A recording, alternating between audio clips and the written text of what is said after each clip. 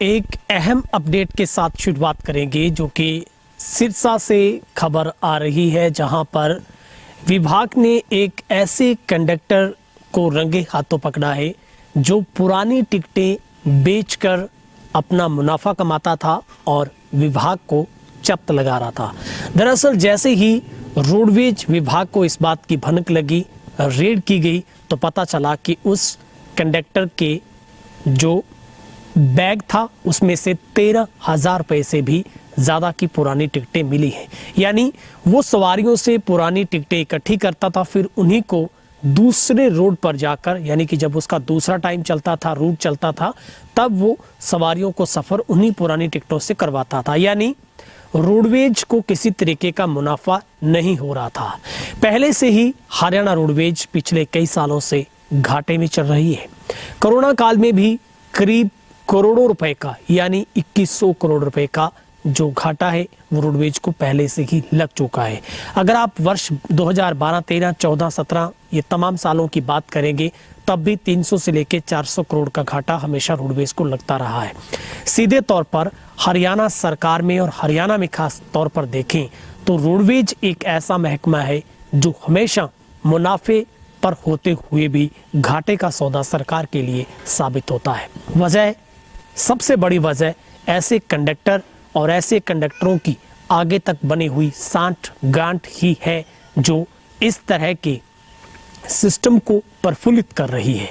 आप चौंक जाएंगे जब इस कंडक्टर की तलाशी ली गई तो उसके थैले में से 13,000 रुपये से भी ज़्यादा की पुरानी टिकटें और 12,000 रुपये से ज़्यादा की जो नकदी है वो बरामद हुई है।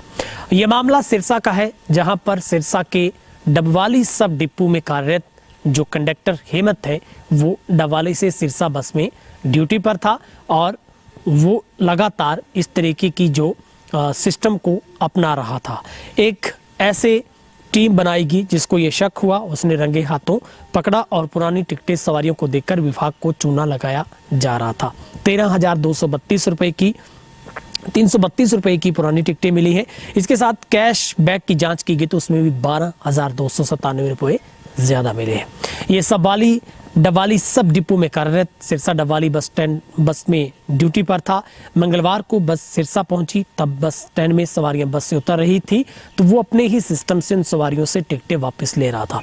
अब सवाल सिर्फ एक हेमंत का नहीं है, ऐसे कई हेमंत इस रोडवेज में भरे हैं जो अपने सिस्टम को इसी तरीके से चला के अपनी कमाई को कई गुना ज़्यादा बढ़ा रहे हैं। क्या विभाग ऐसे हेमंत पर भी कार्रवाई करेगा और ऐसे हेमंत के सिस्टम को चलाने वालों पर भी कार्रवाई होगी जो इस सिस्टम को आगे बढ़ाने में अपना आशीर्वाद देते हैं? मैं आपको आंकड़े बताता हूं जो मेरे पास, मुझे जो आंकड़े मिले हैं किस तरीके से रोडवेज एक घाटे के तौर पर जा रही है। कोरोना में रोडवेज को 2100 करोड़ रुपए का जो घाटा हुआ है।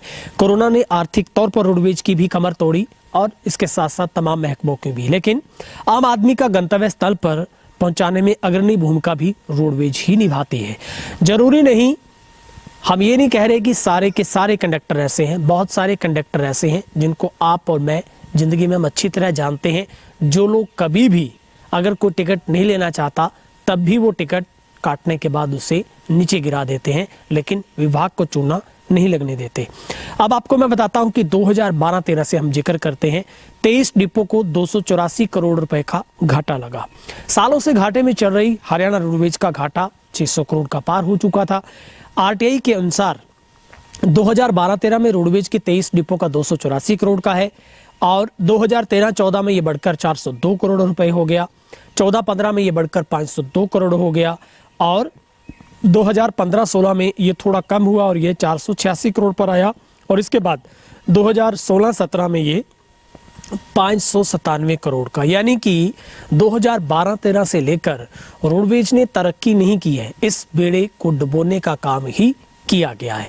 ऐसे में सवाल तो खड़े होते हैं, सवालों के बाद जवाबदेही भी इस विभाग की बनती है। विभाग में बैठे उन तमाम जीएम से लेकर नीचे तक के तमाम उन कर्मचारियों की बनती है जो लोग इस तरीके की फिल्टराइजेशन करते हैं, जो हमेशा चेकिंग करते हैं, क्योंकि 27 से ज़्यादा ऐसी कैटेगरी रोडवेज में बनती है जो लोग निःशुल्क तौर पर यात्रा कर सकते हैं, जिसमें पुलिसकर्मी हो चाहे कोई स्वतंत्रता सेनानी, कुल मिलाकर 27 के आसपास की कैटेगरी बनती है।